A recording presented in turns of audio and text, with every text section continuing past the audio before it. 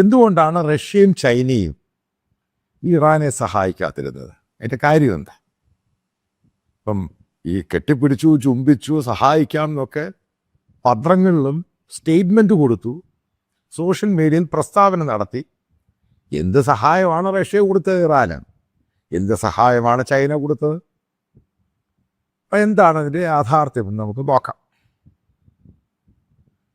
ഈ Iran Israel വാർ നടന്നു കഴിഞ്ഞപ്പം നിങ്ങൾ ശ്രദ്ധിച്ചോ, റഷ്യൻ ഓയിലിൻ്റെ ഡിമാൻഡ് കൂടി.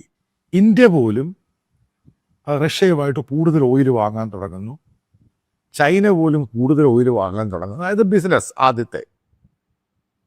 രണ്ടാമത്തെ റഷ്യ, പുടിൻ ഭയങ്കരമായിട്ട് പറഞ്ഞു, അതാണ് വാടയാണ് കോടയാണ്, ഞങ്ങൾ ഇറാൻ്റെ കൂടാണ്.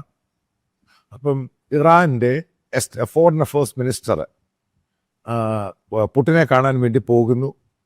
അദ്ദേഹത്തെ ടെഹ്റാനിലോട്ട് വിളിക്കുന്നു. അതൊക്കെ അയാൾ റെഫ്യൂസ് ചെയ്ത് സ്റ്റേറ്റ്മെൻറ്റ് മാത്രം കൊടുത്തു. എന്തുകൊണ്ടാണ് പുടിൻ ഇസ്രായേലിനെതിരെ, അതായത് ഒരു നല്ല രീതിയിൽ ഇറാനെ സഹായിക്കാതെ? ഒന്നാമത്തെ കാര്യം ഞാൻ പറഞ്ഞു, റഷ്യയുടെ ബിസിനസ്. രണ്ടാമത്തെ കാര്യം, റഷ്യ ഉക്രൈനിൽ എൻഗേജ്ഡാണ്.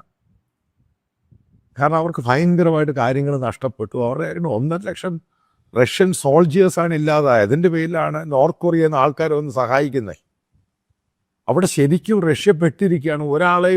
ഒരു കുഞ്ഞിനെ ഒരാളെ സഹായിക്കാൻ പറ്റാത്ത രീതിയിലായി മാറും റഷ്യ. എന്ത് വെപ്പൺസ് കൊടുക്കും? കാരണം അവരുടെ കയ്യിൽ വെപ്പൺസ് തികയുന്നില്ല.